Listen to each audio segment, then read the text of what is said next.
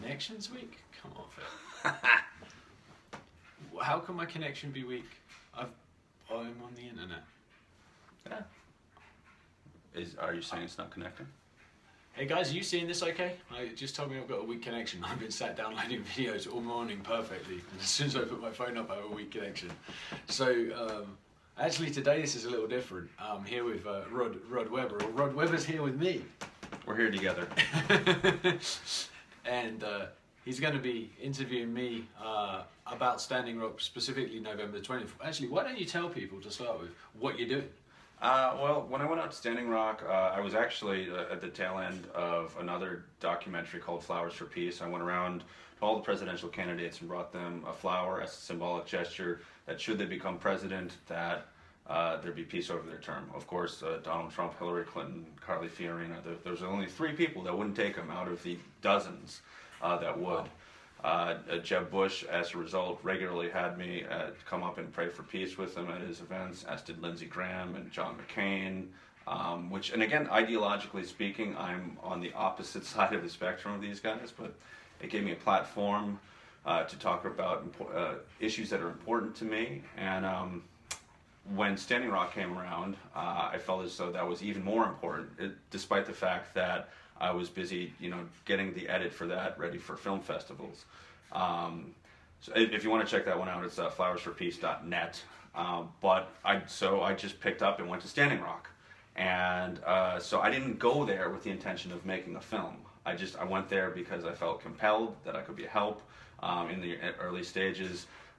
Moving stuff around, helping with teepees, whatever needed to be done. But when crazy direct actions and militarized police started coming out of the woodwork, it seemed that my cameraman skills and my eye for getting in there was a needed thing. So when I left shortly before Christmas, as I was driving home, it was just like, it would just be a shame not to bring some context to it. I'll just take everything I did, and it will be a film of some, I think there's a good film there, I guess is what Absolutely. I'm saying. And so I just wanted to do some follow-up interviews to bring some context. I felt like really the climax of things, at least while I was there, was the Night of the Water Cannons. So I've been focusing on that, and obviously you're very well known for live streaming it that night. So yeah. Perhaps it's time for me to turn the interview on you. Well, yeah, I guess.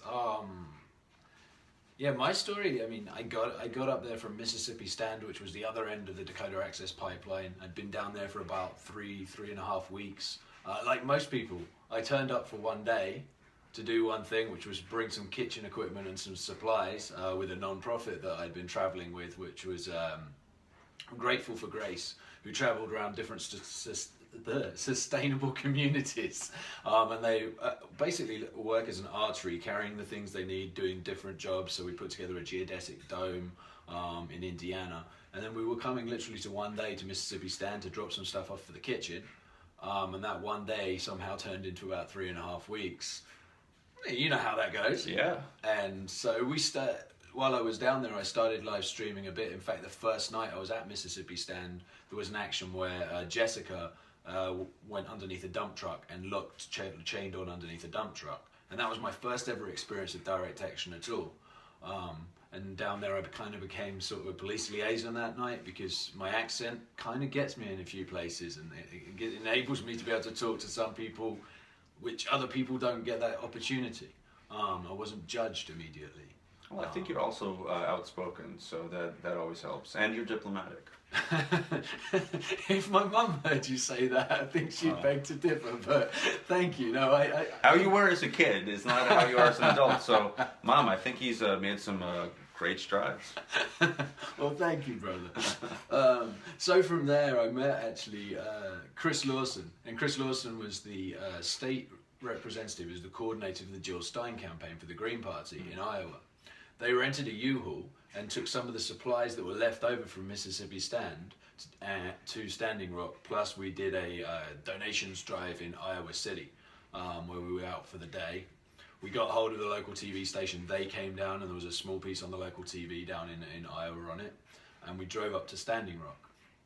The very first day I was at Standing Rock, the first action I went on was a prayer march for forgiveness in Mandan, which was a forgiveness march for the atrocities that had happened on the clearing of North Camp on October 27th.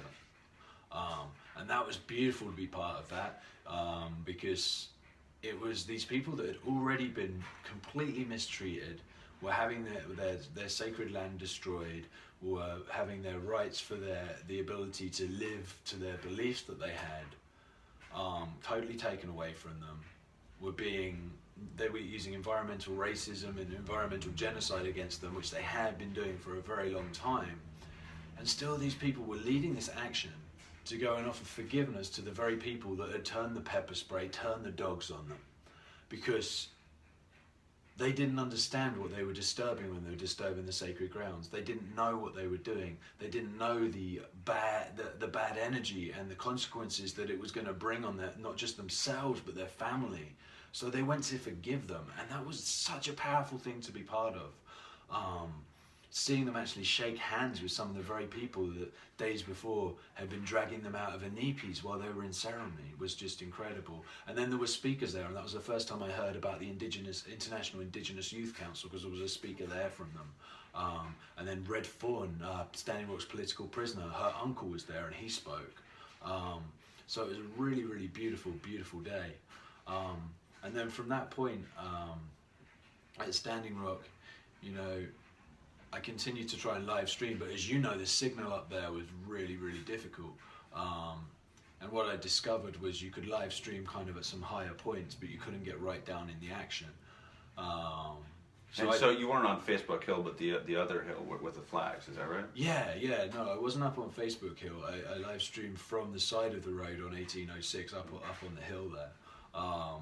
And on the night of the 20th, I remember I was in camp. I believe I was in my tent. Actually, before we get to the 20th, can we talk about, there was just a couple other actions leading up to that. I know there was a couple direct actions with Mike Fasig on the bridge, which was kind of a negotiation with the police, then led to the actions on Turtle Island, which there was one on November 2nd, and I believe one on November 7th or 8th. Were you at either of those? The one with everyone in the water with their hands up and everyone's being pepper sprayed. I was down briefly for one of those actions. What I found was I felt, and I'm trying to think if it was after that or before. I'm not very good at dates, so I honestly don't know. Is the honest answer that I don't know. Mm-hmm. What I found at Turtle Island was that my involvement through live streaming, which was where my skill set seemed to lie, and commentating on it, I didn't get any signal at Turtle Island. Yeah. So I was down at Turtle Island for one of the actions, and I was more involved in a support role. There was a young girl who was 16 who had been pepper sprayed and had been in the water for 15 minutes, and was involved in kind of helping get her back to medical. Also remember being involved in, I had a megaphone with me, and the elders were trying to bring some calm to the situation and trying to kind of chill the energy out, because the energy had got very raised, and there were things that were happening that were looking like they were less involved with peace and prayer, and the elders weren't feeling very comfortable with it, and they were trying to talk over the crowd, and I happened to have a megaphone, and I remember giving a megaphone to one of the elders so they could kind of be heard more there. But mostly the actions at Turtle Island wasn't something where I was massively involved. Okay. No, I was just curious, but so November 20th, the night of the water cannons. Yeah, I believe I was in my tent, I think, at the time, and someone came through camp yelling that, I believe he said my wife had just been shot in the face. And he'd heard someone had been shot up on the bridge. Because we'd heard earlier that people were going up to kind of try and remove the barricades, I think, that evening, and I hadn't gone up with that part of it, but when I heard that something had happened where they had started to pull weapons and people were under attack, I raced out and I went up to that hill, and I believe, if I remember rightly, I started live streaming that at about 6:27 p.m. that evening. And I didn't stop live streaming until 2:50 in the morning, I think it was, with about a 45-minute break in there to go back to camp and warm up and get something to drink and to recharge your battery. But I remember being up on that hill, and there were a lot of people that had come up there to try and live stream, but there was so many issues with being able to get streams out. It is a tech nightmare at Standing Rock, as far as Wi-Fi and any of the computer stuff goes. Yeah. I mean, for those of you who don't know, I mean, we're talking about very cold conditions. At that time, it was between 20 and 25 degrees, Yeah. which is, it's not unmanageable. But when you're trying to fiddle around, with an iPhone or whatever your choice, your brand choice, it can be rough, especially you're holding that's beyond Pilates for one arm. Right. Switch to the other. Which sounds kind of pathetic. I feel like a decrepit old man when I say it like that. But really, try to hold that position for 6 hours. Oh yeah. Or, I mean, I'm doing the math. That was more like 8 or 9 hours. Yeah, I think it was about 7 hours of live streaming total. There were some times I had to go down and go into different people's vehicles. In fact, actually here in DC yesterday, while I was at the Women's March, I bumped into someone and they were like, "Hey, I don't know if you remember me, but I gave you your gloves up on the hill on the night of the 20th, and you charged your phone in my vehicle." Wow. I was like, all right, creator, thank you for bringing that person back, because there were so many people that helped me auxiliary because I didn't have any equipment. I was literally there with a cell phone. Right. And that was all I had. I believe I had one battery pack. And I didn't have any kind of rig, didn't have any kind of mic. And it was really hard to do because every time they had the lights, the big lights that were behind the blockade on the law enforcement side. And those lights would, like, the camera on the phone would like to pick up those lights and try and focus that. So if you tried to zoom in, you just got fuzz. Plus you had all the interference that was coming from whatever devices were deliberately trying to take down the feed. Right. And so from being up there on the hill, what I could do is I could see what was going on. I could hear what was going on. The picture wasn't a great quality picture. But what I found I was able to do was continually document what was happening and just use my voice for that. Because no matter how grainy the feed was, the sound quality was okay. So I just kept repeating what was going on, where we were, what I was seeing happening, the temperature, what they were doing with the different types of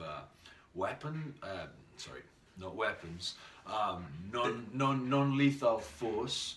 Let's be clear, they're weapons. All right, weapons. They're weapons. I was trying to be diplomatic. See, you are. So, Mom, you did a good job, but so, they're weapons. Yeah, I mean, there was a whole list of things that were out that night.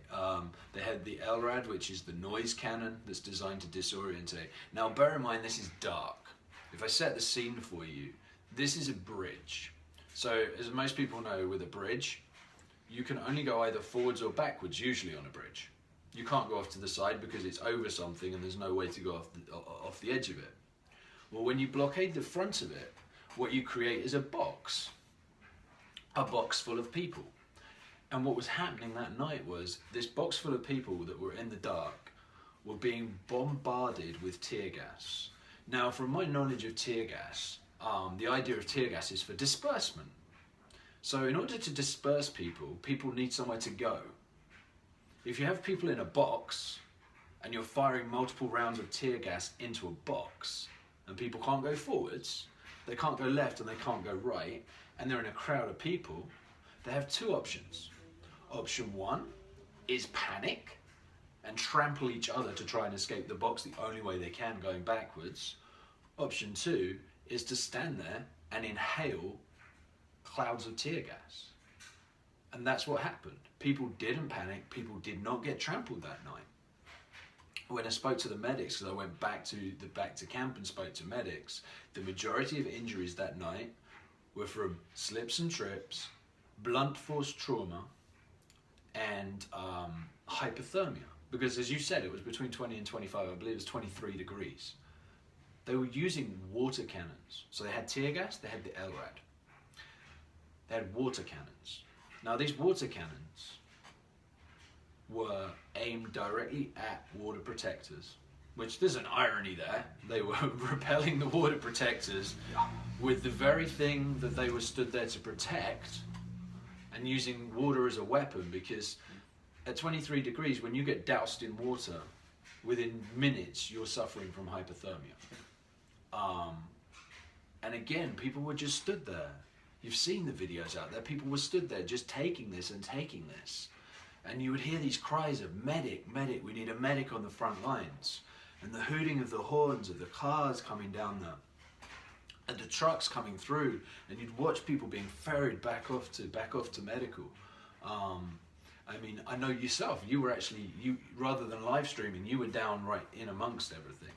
Yes, my decision to do that was based on seeing people like yourself who were clearly holding smartphones or other kind of devices, which is great. I mean, that is such a necessary thing. But a couple of days before that, on the 15th, the DAPL guys had beaten me up, and I got a pretty good gash on my head from that. And then the police confiscated all my filmmaking equipment, my DSLR, my GoPro, my brand new iPhone, which again, I don't like having an iPhone even, but I felt as though I needed to have the latest thing so I could live stream these things. I had, all that I was left with was this crummy $60 camcorder, which I'm still shooting with now. And, it's great. And John Bolenbaugh, if those of you who know him, he handed me one of his cameras too, so I had that as a backup. But it was very just seat of the pants, and I knew that, I mean, without any kind of live stream, and that's what everyone else was doing, I figured I'm just going to get right in there in the thick of it. So I got in as close as I could. I definitely took in quite a bit of tear gas. I was in the mist of the water. I knew that if I got too much closer, then it would kill the cameras, and it was important to document it, I felt like, at that time. No, absolutely. I thank you for doing that, because I've seen some of your videos afterwards, and there's one particular video I remember seeing where there's a water protector on the ground, already no threat to anyone whatsoever, and there's an officer stood there with pepper spray, just dousing this person on the floor with pepper spray. I also saw a picture of someone with their hands up, walking away, getting shot. I mean, that night, the way the law enforcement acted was not to preserve safety, was not to protect and serve. They acted as an army. Now, it was crazy, because there was, on one side you had water protectors who were peaceful, who were unarmed, who were there in prayer. And on the other side, you had the very people who were supposed to protect and serve, and they were the ones who had all the weapons. I mean, we mentioned tear gas, we mentioned the LRAD, we actually now mentioned pepper spray. There were pepper spray and mace. We mentioned the water cannons. They also had the non-lethal projectiles, which were the rubber bullets. I believe they had beanbag rounds. They also had flashbangs and concussion grenades. And if I get some of this terminology wrong, I've been picked up on this many times. I don't know what the terminology is, because I'm just an individual member of the public. I don't have experience with protests. I do not have experience with activism. I do not have experience with police procedure. I do not have experience with what riot police use. I mean, I learned the name LRAD that night. So I was learning as I went on. It was crazy. It was 7 hours or 8 hours or whatever it was, but it didn't seem like that. I mean, I didn't even realize how cold it was. It wasn't until I remember getting back to my tent and taking stuff off that I had like frozen on the inside of my coat. But you didn't, while you were in the moment and while you were seeing this, you couldn't believe what you were seeing. It was like you were in a war zone. But it was a war zone with weapons on one side. And the things that I've seen don't ever leave me. The things that I heard that night will still haunt me for the rest of my life. I mean, for days afterwards, even though I had only been live streaming from a distance, I was affected hugely by what I'd seen and what I'd heard. And I mean, that night I did have various people come up to me who had come from being down right in amongst the blockade, coming up onto the hill. I had my good friend Lindsay Norton, who had gone down there to take some emergency blankets for protection for the people at the front lines. She had been tear gassed. and she'd been tear gassed so hard that she'd actually coughed so hard she'd peed her pants, and she came up and told this story on camera. Actually, she had to sit down on the hill at that point because she really couldn't stand. But she told that story, and she explained about the box situation down there and how it was, and like how the tear gas was being used. And then there was another young gentleman whose name I never caught who came up, who told me how he'd literally been stood next to someone who had been shot in the head that night. And went through, like, that literally scalped the person. And I think who he was stood next to was a guy called Israel, because Israel was shot in the head. So gradually, as the night went on, and even as the days unfolded afterwards, and I got to understand more and more about it, I gradually, these stories I'd heard on the night, I started to put together with the people. But that night was... It's hard to talk about. I'll be honest, I can talk about it more now because I've had to talk about it more. But a lot of the times when I start talking about it, I'll well up. I'll find it hard to have that conversation. I have tears in my eyes because... I can see you have them now. I mean, they're not, it's not waterfall yet. Yeah, no, it's... I mean, I know just from, you know, in that video you see of mine, the two people in prayer. And first they come by and mace him. That's not good enough. They have to come by and pepper spray him. And then they still don't leave. They take out those guns and just pop, point blank, pop, pop. I mean, I can't imagine what's going on in their minds that makes them, you know, think that this is a reasonable thing to do to another person, or that it's even going to help this situation tactically. I imagine maybe some of them are coming from a military background, or maybe they don't, because I would think from the military you'd say that this is nonsense. There's barbed wire here protecting them, that we weren't able to hurt them. So what would be the point of coming by and macing someone, then peppers? These are two people in prayer, and just one after the other, pepper spray, mace, fire them in the face. You know, just good God, what do you? There's no tactical purpose. They're not hurting you. Why do it? Yeah, absolutely. And you bring up a very, very valid point. So when we describe the bridge, you have the concrete, which were like the big concrete blockades, and then you have reams and reams of razor wire and barbed wire.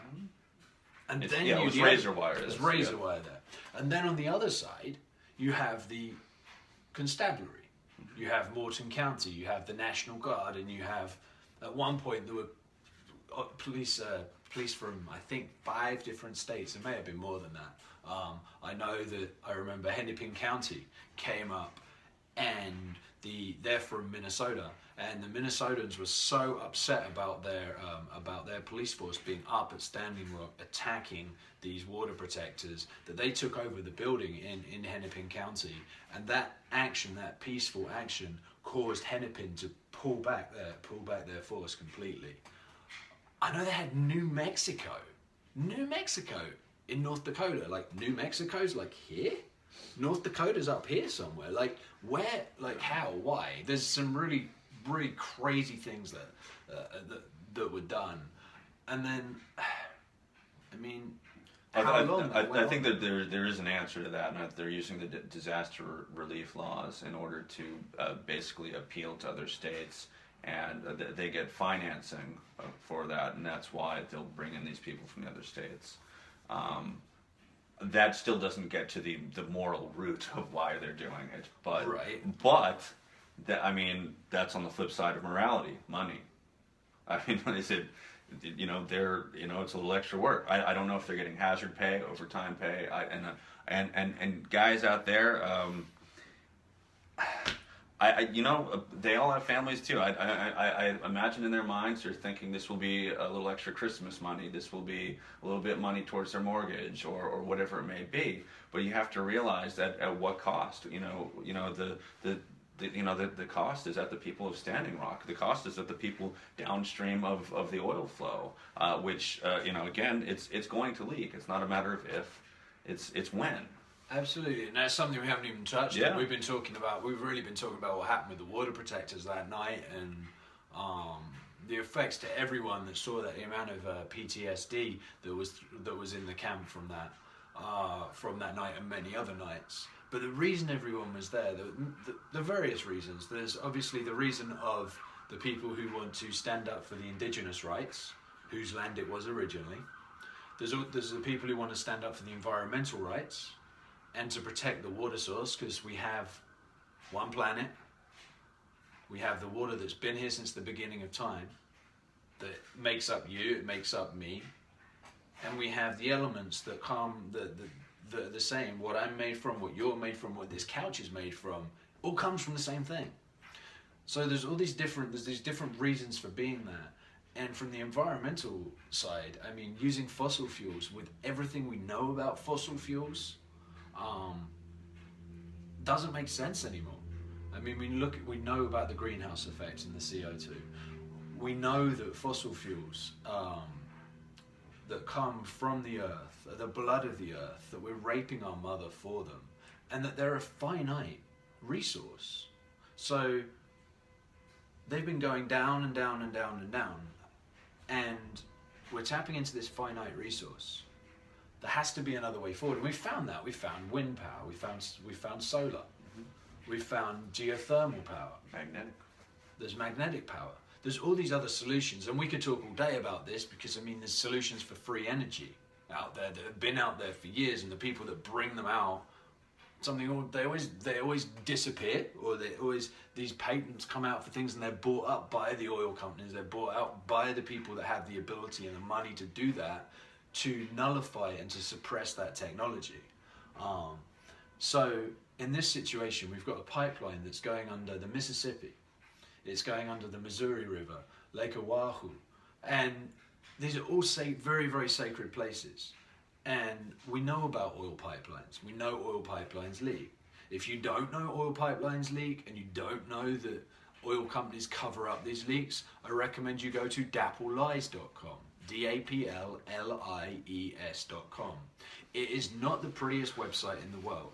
It is not made by someone who is a web designer. It is not made by someone who has experience with press and media. It's made by someone who used to work in the oil industry, in the cleanup business. His name's John Bolenbull. And he saw what happened, and he was so disgusted that he put his life and his family's life on the line, and made it his life's mission to whistleblow and show what truly happens with these oil companies. And he's cost them, there was the Enbridge pipeline up in Michigan, and with them having to go back and do the cleanup properly, he's cost them over $1 billion so far, and that's only going to grow. So if you don't know about that, go and check that out. So we know the pipelines leak, we know they get covered up. In fact, I'm trying to remember the statistic, but it's to do with the people that inspect the pipelines.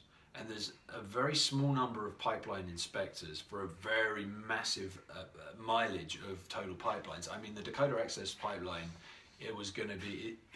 is potentially going to be 1,172 miles, I believe. And I can't remember the exact numbers of inspectors, but basically it would be physically impossible for these inspectors to do their job and inspect the pipelines properly for leaks. And there's a percentage of leak that's okay as well.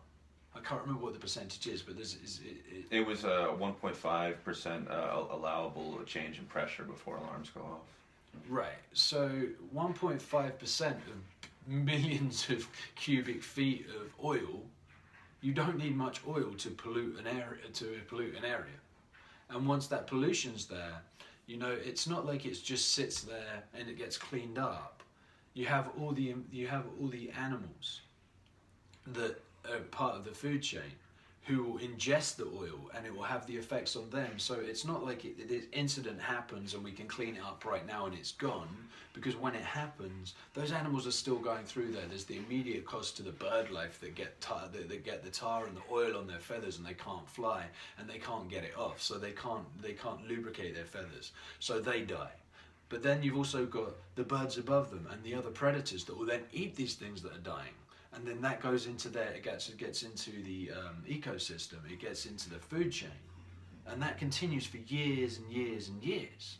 So the fact that we accept any amount of leakage is ridiculous. And yeah, people out here are going to be talking about, well, you're sat in things that are made from oil, you drive a car.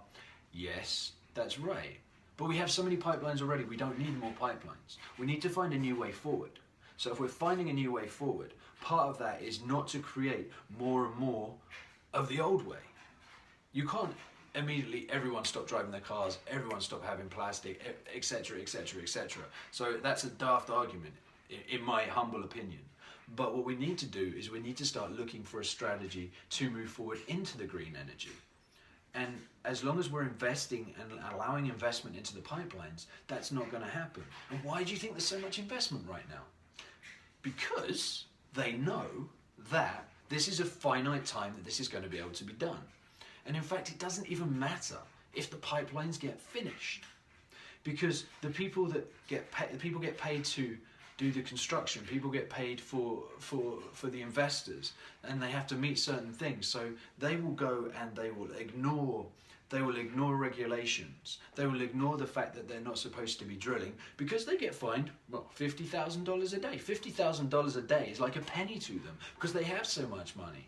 So the laws that are in place to stop this and the fines are ridiculous. So of course they're going to continue drilling. Of course they're going to avoid environmental impact statements and not care about looking at the effect that this construction is going to have on the wildlife and the migration patterns and the corridors that the wildlife need to be able to survive and to move from place to place.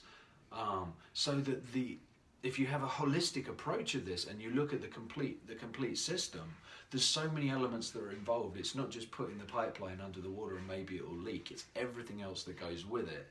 And that doesn't even touch on the things that happen when you bring in the man camps into town, which not many people speak about. But the missing and murdered indigenous women, and how the spike in those figures of rapes, in child abuse, etc., when those man camps are brought into town, and the statistics out there on that. And it's things that people don't like to talk about because they're not nice things to talk about, and they don't get brought up much, but they need to come into the conversation because it's all part of the same thing. It's not just this small little thing. So I didn't mean to get on my soapbox. No, it's all right. Really, I mean, the icing on the cake for the oil companies is that they're the ones that get paid to do the cleanup. Right. So they profit from it. So they profit whether it works, they profit whether it's finished, they profit whether it leaks or not. They profit. And then, it's a big money grab. Whoopee! It's Mardi Gras for them every day. Just a big party. We'll just put oil into the Native American waters, and who cares? Because it's still money for us. Right. Which is what's so dangerous about Donald Trump, trying to put in Rex Tillerson and Rick Perry, who on the board of DAPL, like boom, or Enbridge rather, but still, it's party gras for them. Absolutely, and the crazy thing is there's the phrases out there that you can't drink oil and you can't eat money, and at the end of the day, when you finish this life, we come from the earth, we go back to the earth, whatever your belief is, that's factual. There's the spiritual side to everything as well, and you can take that far deeper, but it's not for this conversation. But you don't take any money. You don't have money that goes with you. So you can amass all this money. You can amass all the money you want in the world. But what you really leave behind is these conversations, the things you do in life, the people you touch in life, the people whose hearts you open. And that's why the people have stood up, and that's why the people are there at Standing Rock, to stand up for the rights, but also to let the world know what's happening, and to open the eyes, because so many people are walking through this world with their eyes shut. They don't notice. Someone said it beautifully last night. I was blessed to be at the 13th inauguration ball. It's a powwow, the American Indian Society, and they had water protectors from Standing Rock, from the International Indigenous Youth Council, who had come and spoke there. And one of the things she said she noticed was so many people walk with their eyes down. They just look at where they're going. They don't look you in the eye. They don't have conversations. They're so concerned about me. But it isn't me, it's we. Always has to be we. Because we are all connected. Your shirt says it. Love is the answer. Love is where we come from. Pure love is the answer. And people are like, oh, you crazy hippie types. But no, because you can't solve things with money. Money never makes you happy. You can never find happiness out here. You can't find happiness in your car. You can't find happiness in your house. You can't find happiness in your job. Where you find happiness and where you find things is in your heart. And I don't speak from a point of reading books. I speak from a point of being down the roads to look for happiness in all the wrong places, drugs, alcohol, gambling. Not going to tell you my life story right now because that's not what it's about. But I want to say I'm not some psychologist sat on a couch saying, there, look, I've read this in a book and this is how it is. No, I've experienced it. I've walked that road, and it took me a long time to be able to sit here and understand how the world works and understand what's really important. Because the analogy I use is, you know, someone's in a serious car accident and they have something horrendous happen, they lose a leg. All of a sudden they have that moment in life where they realize everything I thought I held dear isn't really dear. They suddenly realize what really, really matters. And you look at the number of people that become paraplegic and suddenly write a book or suddenly just make all these changes in their life. Because it takes that shock, it takes that moment to come to that. But it doesn't have to take that moment. It doesn't have to do that. It can come from seeing what happens at places like Standing Rock and realizing that these youth that are leading this. And people can come to Standing Rock. People can go to these the other pipeline protests. Right. Absolutely, they have to, because when they go there and they see what's happening and they look at the community and see what's happening, let's talk about the camp at Standing Rock. Let's talk about the community there. Let's talk about how many different nations from all over the world. Let's talk about the coming together of all the different indigenous nations for the first time in history, because this was so important to stand up together, and the community that came from that. I mean, I met people from England, I met people from Scotland, I met people from Australia, I met people from New Zealand, Papua New Guinea, France, Israel, Germany, China. I mean, that's just nine countries, and then every single state in America. And then so many of those people are here. We're in Washington, D.C. right now. And they're in the activist community. You can find many of that family that you found at Standing Rock here in Washington, D.C. at the Women's March, at the protests of the inauguration. If you go down to the Trans-Pecos, I'm sure there'll be plenty of people that you knew from Standing Rock there. And these are people trying to make a change in the world, people who are making a change in the world. Yeah. And so I guess what I'm trying to say to the people out there, depending on which live stream we're looking at, is that these are places you can physically go to, and more likely than not, it may actually be in your backyard. You may not have to go that far to just do the research yourself. You know, maybe there's not a big protest going on. One I found out near Boston, where I'm from, I came back from Standing Rock and people started to fill me in. I said, "Oh my God, I had no idea." And I mean that's just it. You just need to get online and Google this stuff. Reach out to Facebook groups. Get on the Standing Rock Facebook groups. Just become more aware of what's going on in the world. Check out the videos that are out there. Anyone who's on Kevin's channel who might not know me, there's youtube.com/Rod Weber. A lot of them are there. Or people on my channel, go to Kevin Gilbert's page. You can find if you go to youtube.com, Let Your Soul Play, LETYOURSOUL play. You can find all the videos there, and there's going to be a lot coming from the Women's March. I wasn't able to live stream, so I'm actually uploading those today, or trying to. There's a lot of work involved with that, as I'm sure Rod will tell you, from making his documentaries. So there's lots of different places. You can sort of check out Indigenous Environmental Network. You can check out Indigenous Rising Media. There's a lot of different places that you can follow and find these things.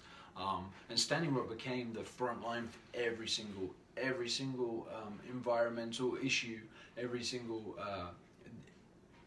instance of environmental racism, every single instance of environmental genocide, because those people that rose up there then realize it's happening everywhere.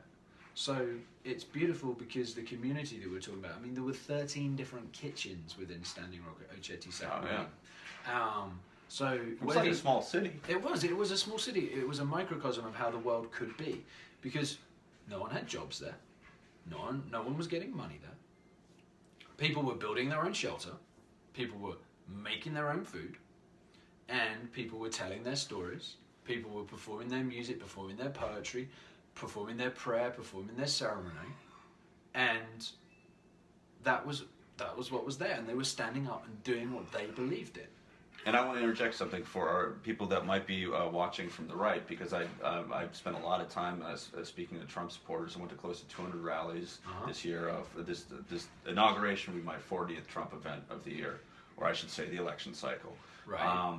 When you say that there was no jobs, I mean, that's one of their favorite things to say, go get a job, or you took our jobs, or whatever. You're saying it in the sense that no one was telling you how to do anything. People worked of their own free will. You always hear, oh, Bernie Sanders, he's a socialist. You know, that doesn't work. It's been proven. Socialism doesn't work. But the fact of the matter is, when people really use their heart to move the world, that they get along and they do so. So people, splitting wood, making fires, building tents, building structures, people making food together, getting along. It can be done if you have the will to do it, if you have the heart to do it. When one always has the instinct that your neighbor's going to come and punch you in the face, I saw you flinch a little. I'm not that kind of person, man. But I mean, if that's your instinct, right.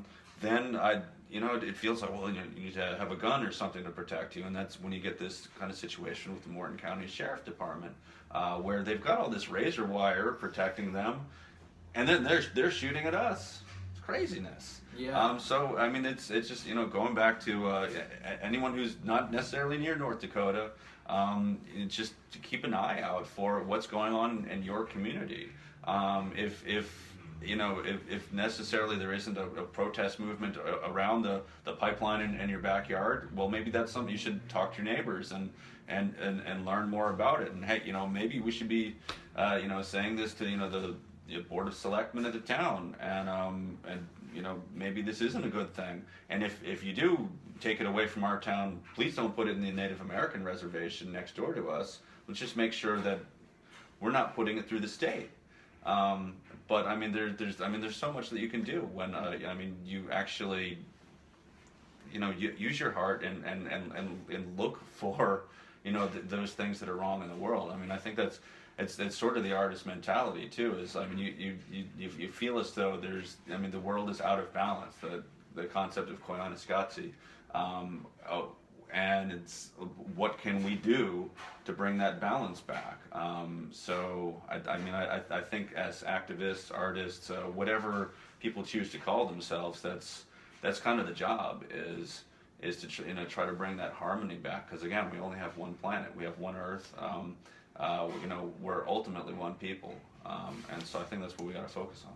Definitely, and it's interesting that you talk about how the community was a microcosm of how we can live, and we speak about that. And what it mimics, very strangely, or not strangely in my opinion, but just interestingly, let's say, is it mimics how we used to live years and years ago, before we had cars, before we had money.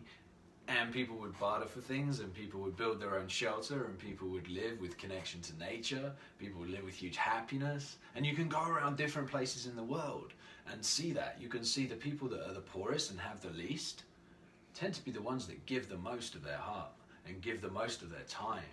And so maybe we need to get back to living that way as a society again, and not have these huge houses and these huge cities, and start to move away from that and go back into that community living and transition. And of course, that's not going to happen overnight, but everyone can do little things. You have that community garden in your own community where you grow the food and you learn how to grow your own food, and then you know what you're eating, because so much of our food these days is full of chemicals.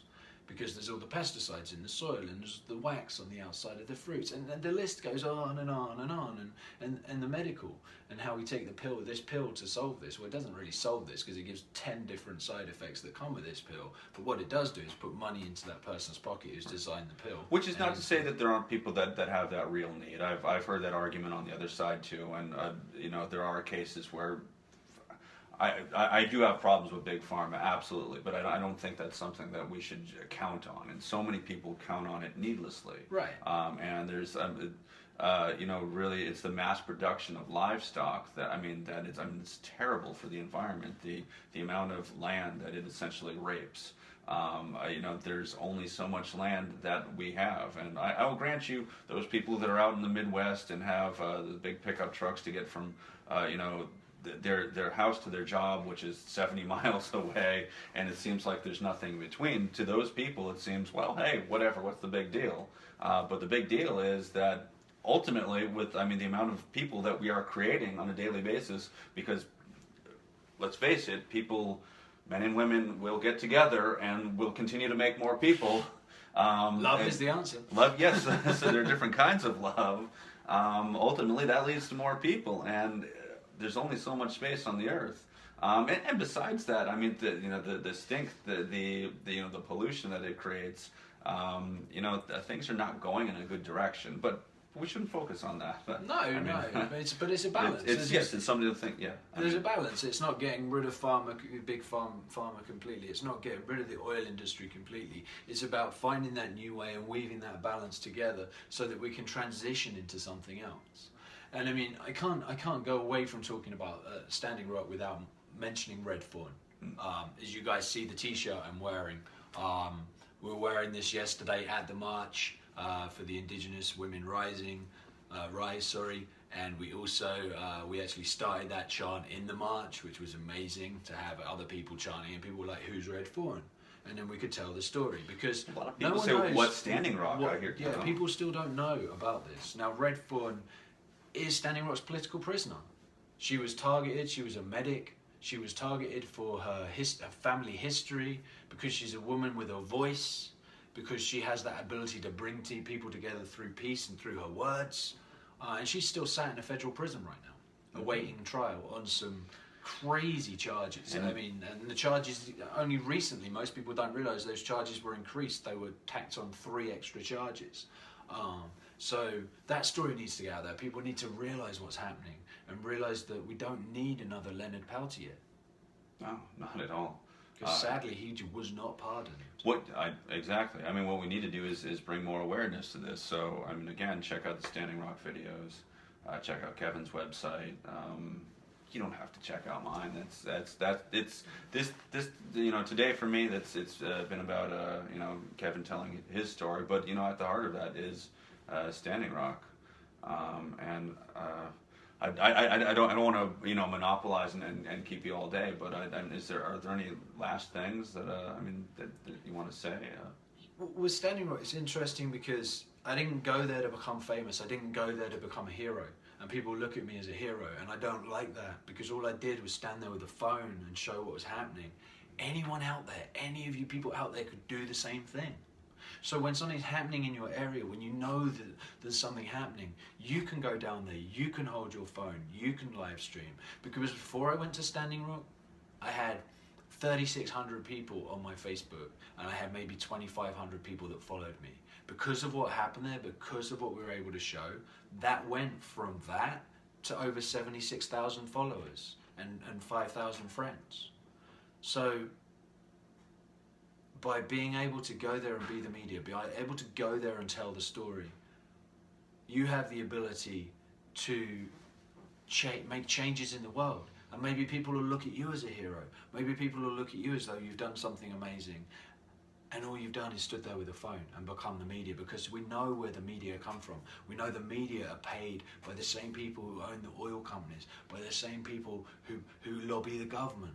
So there's this whole circle of everyone who's intertwined that are showing the story and pushing the narrative out there. So the only way we can change that narrative is by putting the story out ourselves from an honest, truthful perspective and just showing it. And live stream gives us that ability. So I encourage everyone out there, when you see something happening, pick up your phone, start live streaming. It's easy. You can just go onto Facebook and literally hit live stream, hit go live, and it goes.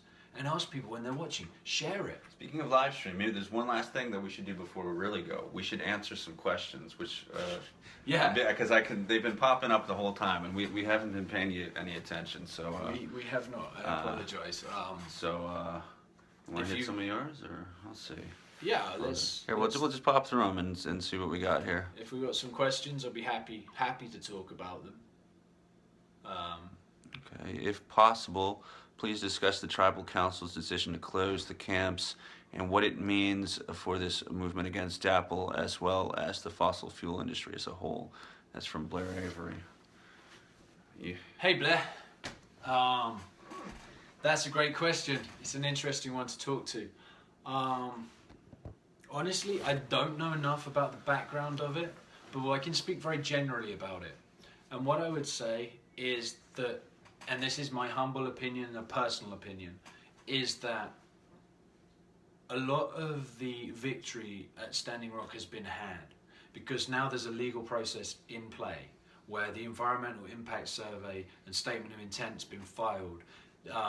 Dakota Access Pipeline, Energy Transfer Partners tried to take that through the federal court and tried to have it thrown out, and it wasn't thrown out. So there's a legal way that we can go forward with this now. So I don't think it damages if the camp does close. I don't think it damages it for the movement at all.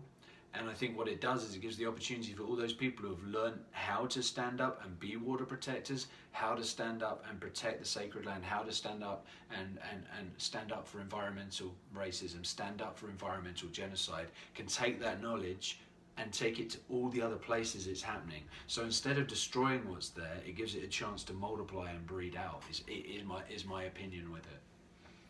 I'm not 100% on that, but I can see your point of view. I'm not 100% in the either direction, but I just have so many mixed feelings as to what the consequences of that would be. So I do too. So I'll leave it with that because it's really hard to say. I mean, if I could just stand in front of the pipeline and make it go away, I mean. Obviously, I think any of us there would have done that. Right. But I mean, the situation is so complicated, especially when there's more sheriffs, trying to shoot you in the face with rubber bullets. At a certain point, I don't know. What do you do? What do you do? What you have to do, in my opinion, and again, just my opinion, but something I go by a lot in life is the phrase, where focus goes, energy flows. Or where energy focus goes, but basically whatever you focus on grows. So if we look at all the negatives that could potentially come out of shutting the camp, that's what we're going to grow. So I choose to look on the positive side of things. So are there some negatives there? Yes, there are. Do I as a non-native person understand exactly how tribal councils work? Do I understand exactly how the different reservations work, how the different rules and the different legal side of things work within the reservation versus outside of the reservation? No, I don't. So can I honestly speak on it very accurately? No, I can't. And I don't want to dig that hole of saying something and talk from a position of a small amount of knowledge. So I'm going to focus on what I do know and stay on the positives. And yeah, there probably are some negatives, and people are going to talk about corruption. All I will say on corruption. And I'd say as a non-native, I mean, my feeling is that that question, really because of the nature of it, I would defer. Unfortunately, at the moment, we don't have any native people among the two of us. However, there's a couple of folks that we've kind of met up with. I don't know if any of you are following on the live stream, but hopefully we're going to have some of them at a later point, maybe today or tomorrow, who can better address that issue and can speak from a native perspective. But maybe let's try some other stuff here. Try some other questions as well.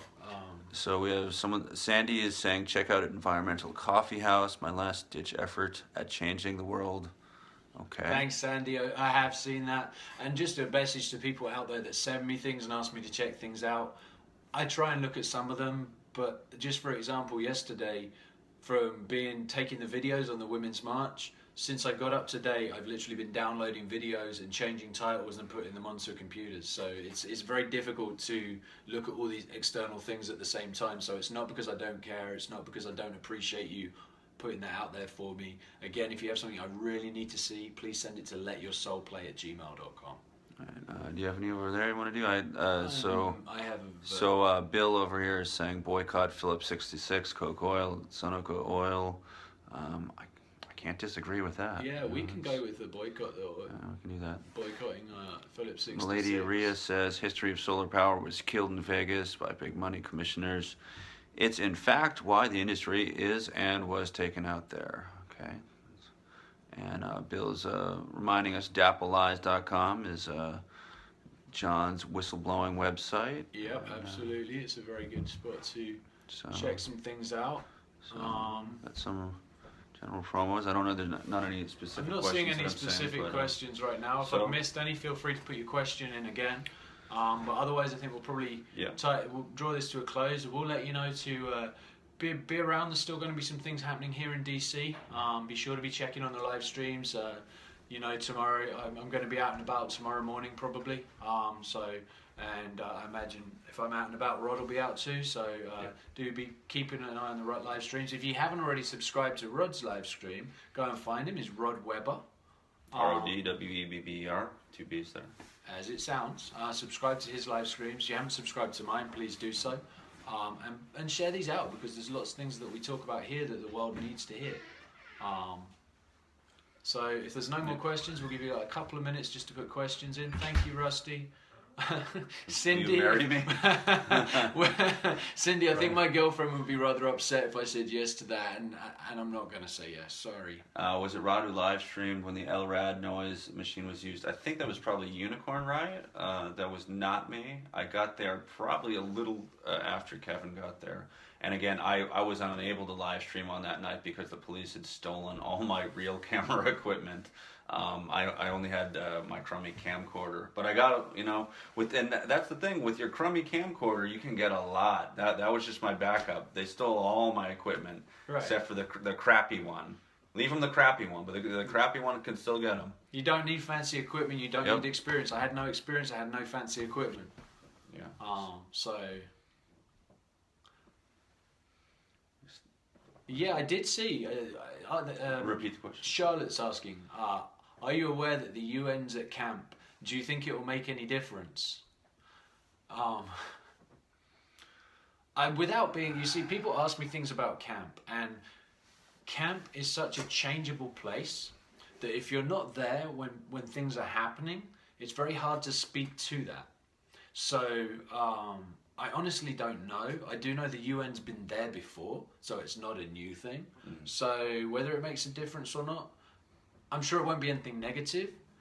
What it will really change, I don't know.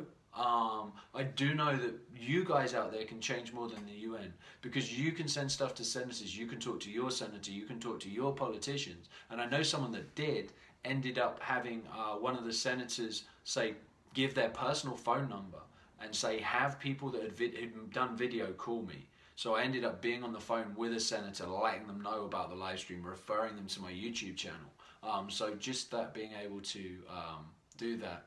Can we speak about the diamond pipeline? Absolutely. I believe the diamond pipeline, and I don't have a lot of knowledge on this, but the diamond pipeline is down in, my mind's gone blank, it's Arkansas and Oklahoma, and I believe it's going down into Tennessee. First I've heard of it, so I'll let you take that one as well. So I know there's Arkansas Rising, and there's a group of water protectors. I believe the Diamond Pipeline, if I'm not incorrect, is only about 200 miles, but it crosses over 500 waterways. So I believe it's a waterway every half mile. Or less. The other big ones, I think, there's Trans-Pecos down in Texas. There's the Pilgrim, which goes from Albany down to Linden, New Jersey. And I believe, and this is affecting the Hudson River, I believe, obviously a big waterway. And, there's pipelines that zigzag through waterways all through the United States. There's horrible maps that you could look like. I mean, it looks like, charts of veins, but it's, the United States, and those are just oilways all over the place. And the sad part about it is, for these tar sands, most of the reason they're sending it through the U.S. is that, that Canada's like, no way. And so the oil companies, their loophole is the United States. We don't profit from it. They send it down in the Gulf of Mexico and ship it out to other nations. Interesting point you bring up there, because that's my point. You have a finite resource. You're destroying the very place you need to live. And the only people that are getting money from it are the people that already have the money. Why are we doing this? And we have a project coming called Foil Big Oil that you guys know a little bit about, and that's going to be coming together. Kevin, did you? Did I get? There's a question here that asks me if I got to go to the meeting, the young people who got everything going at Standing Rock. So you're talking about the Standing Rock Youth Council, or the Standing Rock Youth and the International Indigenous Youth Council. I've met some of them. Yes, I have met some of them. If you go to YouTube, there's a brilliant interview that one of them did, who was involved with a press statement when DAPL were asked to stop drilling, and his name is Thomas Lopez Jr. You can find that on the YouTube channel. It's an amazing little interview. I heard them speak last night. Shortly there will be video up of that as well for you. It was on the live stream last night from the inauguration ball at the powwow, and they spoke there. And one of the things that was said in the comments, which I thought was one of the most profound things I'd heard for a long time, the girl that was speaking had been talking about elders and been talking about how the youth have been leading it, and she was young, and the comment was that, and I'm going to scramble it horribly, but basically the comment was that, you know, you're wise beyond your years and you are the elders speaking, like you're speaking for the ancestors are speaking right now. And I thought that for a very young person, I think she was 21 years old, to have that come through, and you couldn't hear a pin drop in the room while they were speaking. It was incredible. So I was very, very pleased to hear that.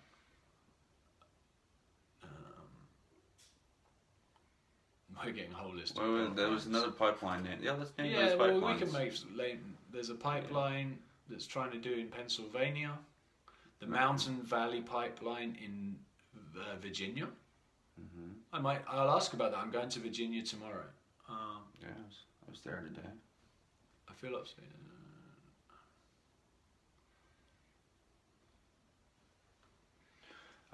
While he's doing that, I'm trying to look for questions. Someone in South Someone Texas. asked a question, and I'm trying to see. I feel upset that yesterday's march seemed to diminish the No DAPL march by people making it about anger and hate. What's your take on it, and was there anything that came Yesterday's about it? march was not about anger and hate. I think that's ridiculous. And I had actually one of my friends who is he leans to the right, gun shop owner. You know who you are if you're watching or listening.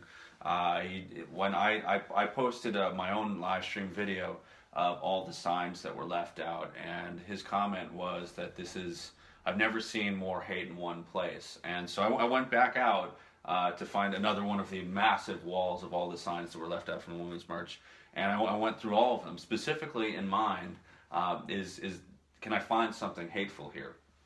Through all of it, I could see some of the things that like the poop icon that they do, dump Trump. But I'm like, to me that's comedy. That's making fun. I don't know if I'd call that hateful.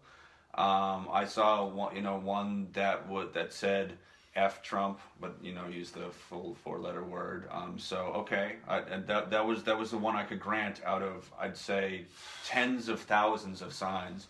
So I'm not saying that there wasn't something out there, but for the most part, it was girls just want to have fun, mental rights, and for positive women's rights issues, like keep your hands off my uterus. There were a lot of comical signs based on some of Trump's many gaffes that he's made so far, but I didn't see hateful things at all. One of the most beautiful things I saw was there were two Muslim women wearing their hijab, and their hijab's the headdress, and I probably got the name wrong, so I apologize, but it was an American flag, and it was just... And I will grant it. At some of the other marches, I've seen images of Donald Trump with swastika. I did not see any of that at the Women's March. And some might say, okay, that's hateful as well. To my way of thinking, this is just a reaction to some of Donald Trump's choices and the things he said. For instance, pretending that David Duke doesn't exist. This interview that he'd done, I believe, on CNN with Jake Tapper. Who did his best to call Trump out, but the fact of the matter is that David Duke is the former leader of the KKK, and it's like, well, I'm just talking about David Duke. Like the KKK, just the KKK, the KKK. And it's like, oh yeah, oh yeah, the KKK, them. Yeah, no, I know the KKK. And the fact of the matter is that Trump had actually made a statement in 2000 saying that he didn't want to, run for office on that particular year because David Duke he was picked for, I guess he was the choice for the Reform Party, which Donald Trump was considering running for. So he actually, as part of his previous political life, when he was going for it in 2000, he couldn't do it because the former leader of the KKK was getting in his way, and he expressed this to the world.